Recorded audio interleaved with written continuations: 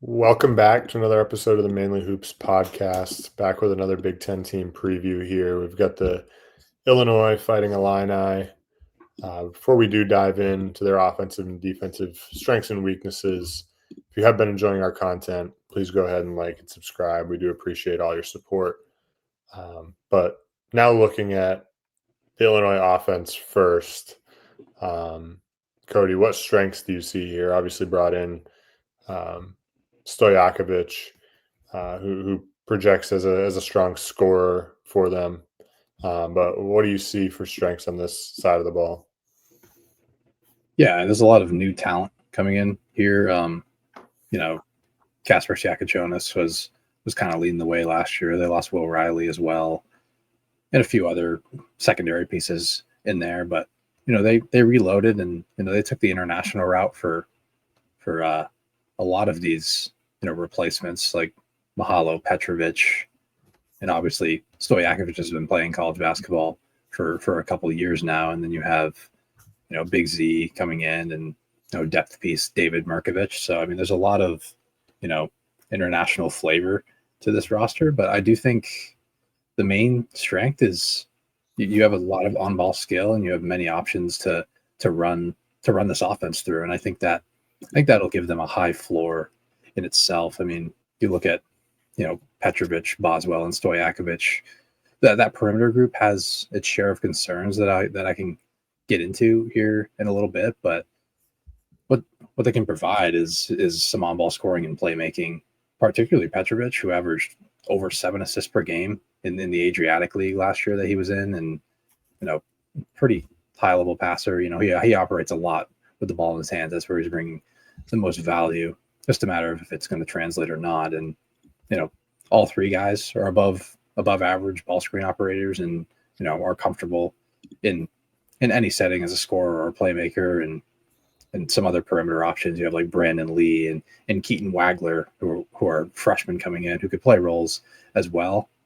Some as shooters, and I think it'll give Illinois even more options and more depth. And you pair this dynamic with a well above average front court when it comes to floor spacing, and I think you have yourself a pretty intriguing offense here. Like the Ivicic twins can both shoot the ball. They both shot it over 35% on at least 125 attempts, and then you retain Ben Hummerkaus, who is a good catch and shoot option playing the 4. And one guy I am very interested to see with what kind of leap he takes is Tomislav Ivicic. I think he's going to be a really good handoff hub for this team at the top of the key, and it's going to make this offense a really tough cover. They can invert the floor. They can implement a lot more cutting actions. I think this offense got a little bit too one-dimensional with off the dribble 3-point shooting, but I do think there's an added dimension that another path that Underwood could take with Tomislav initiating a lot of the offense and running these shooters off some screens and other things. But then you have a guy like I mentioned, David Merkovich, coming off the bench, who he's a skilled forward, can score it in a multitude of ways. And I'm not, like I mentioned, I'm not sure what this is going to completely look like. I think there are a lot of guys that can do a lot of different things, and I think that's going to open up some more options for Brad Underwood. Yeah, it's unique. He's really gone like the European route, right, at the last couple of years now. And we saw Yakachonis there last year, and he was fantastic for this team. And now, getting a few more guys, and having Tomislav, who, like you said, I think can take a pretty big leap this year. I'm a fan of his game. Last year he was in and out, right? He had mono, right? But he still had a super productive season, of course. Averaged 13 and 8 pretty much. But yeah, I mean, that front court can really space the floor. My main concern on this side of the ball, or one of them anyway, is the guard efficiency, right? And the shot selection, I would say. We've seen Stojakovic not be overly efficient, right? He's got a career 47.8 effective field goal percentage, career 32% from behind the arc. He takes a lot of really tough shots. Boswell is kind of like the same deal. He had a really down year last year shooting the three. Previously at Arizona, he had shot it at like 38%, and last year took a huge dip to 24.5%. I think a lot of it again kind of stemmed from like shot quality. I feel like he was taking a lot more tough threes, a lot more, like you said, off the bounce. And I don't really know if that's, going to be his game. And clearly it wasn't. We saw the percentage drop basically 15%. And then like Ty Rodgers, non-shooter, he didn't play last year. Maybe he took the year off to work on his shooting. I don't know, but he was 0 for 2 for his career from three, as a 6'6" guard forward type. So, based on freshmen aside, based on the efficiency we have from the guys, that have played college basketball, that's definitely a concern is the overall guard efficiency. And then the other concern I have, it's really kind of 2-in-1 here. I don't know how much on-ball creation for others they have out of the guard group. Like Boswell is like that point guard, but he's an 18% assist rate guy. He's never really like generated a ton of offense for others. Last year he was playing, alongside Yakachonis, as I said, and he kind of ran the show.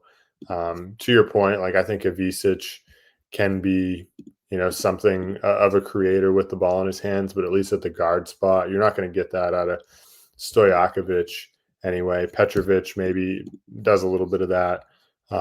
But, I think like Boswell and Stojakovic and Rodgers, certainly aren't that. And then, to go hand in hand with that, like the ball security is a little bit shaky. I think with like Boswell sitting around 20% turnover rate.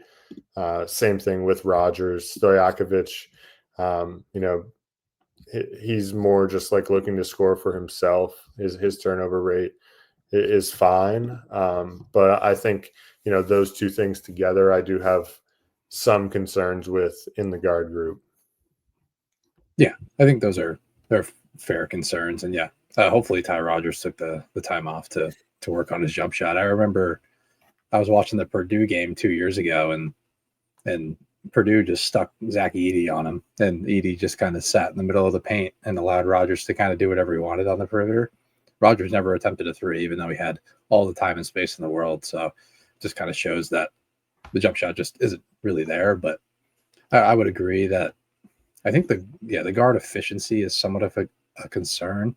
I think it's just how do these guys coexist, particularly Petrovic, Boswell, and Stojakovic. I think it's just a weird fit overall because all three guys, I think ultimately all three guys provide more value with the ball in their hands than it without in their hands. And it kind of starts with Stojakovic, who's a very off the dribble scoring based wing. And he shot at 32% from three last year, but he was just in the 28th percentile in catch and shoot efficiency. And when you're going to put him by the side of Boswell, who also didn't shoot it well, but you mentioned there's more in the tank, and he's a better shooter than 25%. Yeah. And if he's able to play a little bit more off the ball, I do think there are avenues for this to work. Like shoot at 35%, and I am going to be like a lot more okay with the outlook than I am right now. But particularly, I think I have some issues with Petrovic and with his shooting ability. It's not like fantastic. He shot at 33% on 3.1 attempts per game in the Adriatic League last year, and a 68% free throw shooting mark isn't like fantastic for his future shooting outlook or his like projection long term. So it's three guys that I think want to have the ball in their hands, and it's three guys that don't really space the floor well. So I do have my concerns with that group. And another area of concern that I have is, Brad Underwood teams typically attack the offensive glass, but I think this roster may be a bit lacking in this regard. Underwood Underwood teams have been top 80 in offensive rebound rate nationally in all but 1 year as a head coach. But it's like the Ivisic twins aren't very good on the glass for their size. They're more perimeter oriented, and particularly Big Z. He really doesn't like to hang out in the paint at all. He's very perimeter centric, and I think those guys bring a nice element and can open up driving lanes for Petrovic, Boswell, and Stojakovic, who can all provide good value at the rim for perimeter players, and their ability to invert the floor is going to be great. But Big Z, 4.8% offensive rebound rate. He's 7'2", and he's not thin really by any means. He's gotten he grew a bit last year, and I think he got a little bit bigger this offseason. And then Thomas Lav at the 5 was just 7.4% offensive rebound rate. Those aren't good numbers for big men. And one guy that is pretty good on the glass is Ty Rodgers. I mean, he was 11% 2 years ago, but if a 6'5" wing is your best offensive rebound option, I don't really love the outlook. So considering I have concerns about their efficiency and the fact that they aren't going to be fantastic or even just better than or even close to as good as they usually are on the offensive glass, I think it's fair to say I have more concerns than a lot of people have, and I'm a little bit more down than consensus. Yeah, for sure. Now looking at Big Z and Tomislav on the other end of the floor, both really good defensive rebounders, right? Both, over 20% defensive rebound rate. Big Z, a little bit more of a stronger rim protector, right? So adding him, I think, adds a good element of, last year he was 10%, almost 11% for his career. He's 11% block rate, much higher than Tomislav, who sits around at 4% last year in his first year at Illinois. But I think the two of them together, should be able to clean the glass pretty well for this defensive unit. However, there are some concerns that I'll get into in a few minutes. But what strengths do you see on this end of the floor for Illinois? Yeah, that's my main strength is the rim protection with this group.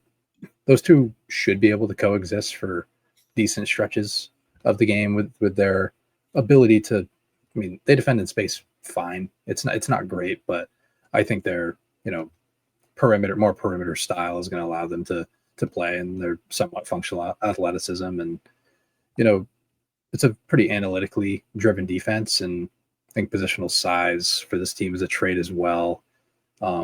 They limit catch and shoot opportunities at an elite rate, and they force mid-range dribble shot creation. They force pick and roll handlers into taking fairly inefficient twos, and that's kind of where Underwood defenses have created their value and created their high floor. And I think they're going to do that again. They're going to be a good effective field goal percentage defense and rock solid on the glass. And yeah, those are definitely their main strengths. They have a couple good perimeter defenders as well, and in Kylan Boswell and Ty Rodgers. I think Boswell is going to be able to take on a lot of responsibility. Always wants to guard the best perimeter player on the other team, and that's a mentality that I would want one of my guards to have if I was a coach. So this side of the ball is definitely his calling card, and like I mentioned, if he can make shots, he's a super valuable player. I think he's kind of gotten thrown off the wayside, and this was a guy that everyone really liked when he was at Arizona, and the script is kind of flipped just because he wasn't making shots last year.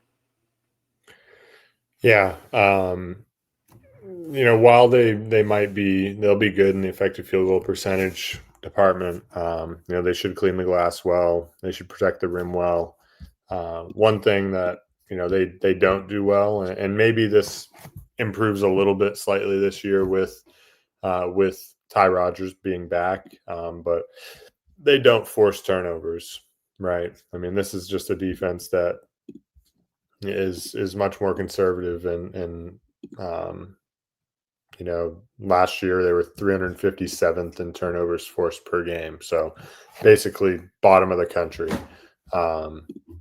Only forced 9 turnovers per game, so definitely an area that you're not going to see a lot of Illinois turnovers being forced. And then the main concern, or not a main concern, but another concern I had was with not necessarily with the front court group, because I think Big Z and Tomislav, as we've talked about, will be really great in that area, but it's more uh, the depth in the front court, right? Behind them, what's it look like, right? Like Ben Hummerkaus, we know, isn't really a defender, and he's not a rim protector. And then like David Merkovich at 6'9", I don't really know what value he's going to provide. I don't think it's obviously not 7'3" Big Z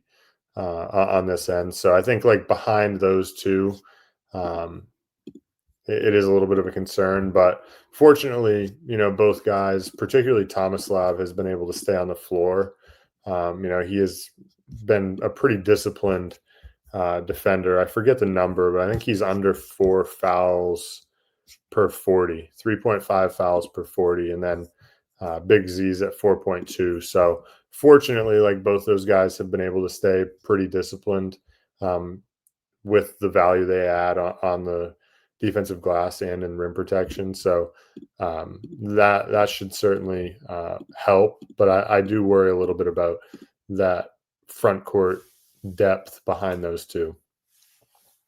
Yeah, I would agree. And this is a defense that's really never going to force turnovers, at least with Underwood's like modern scheme. Like when he was at like Stephen F. Austin, his teams in early Illinois days, his teams turned you over at an elite rate. It was like super press heavy and trapping like every ball screen and just double teaming at will. And now it's completely different. He's gone just a completely passive scheme outside of the top 305 of the last 6 years in turnover rate, which is pretty crazy. And yeah, it could improve with Ty Rodgers, but it's just not an avenue for success for them.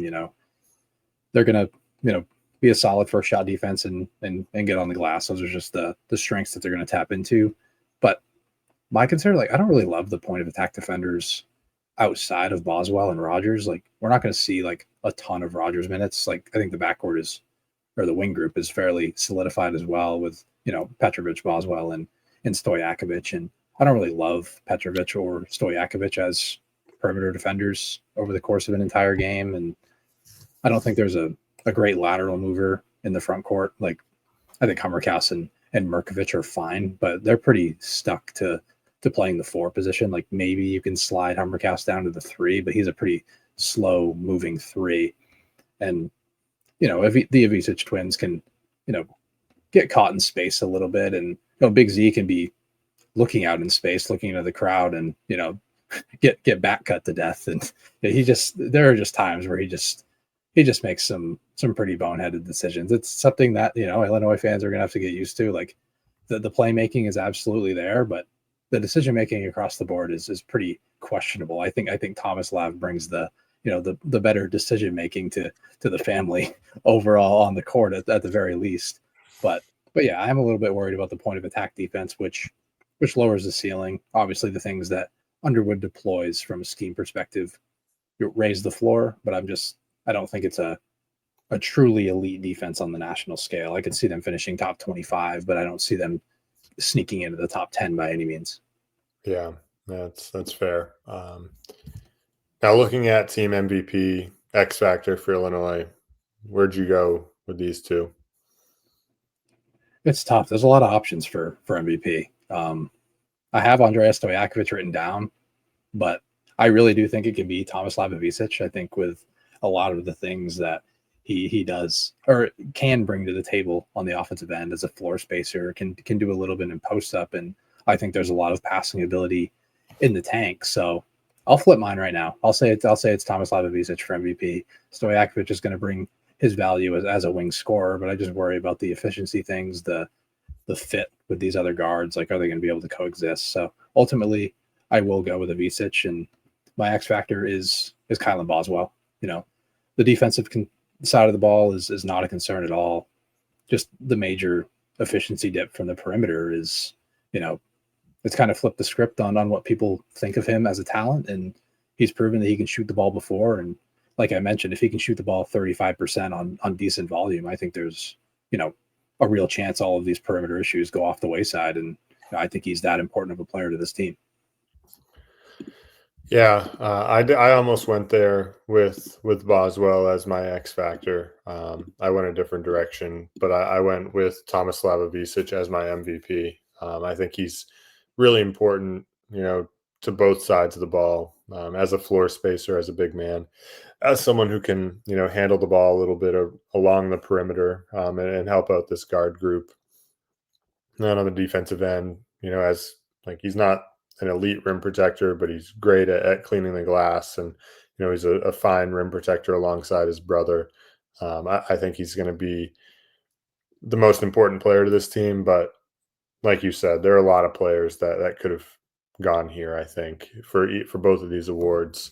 For X Factor, I went with Stojakovic.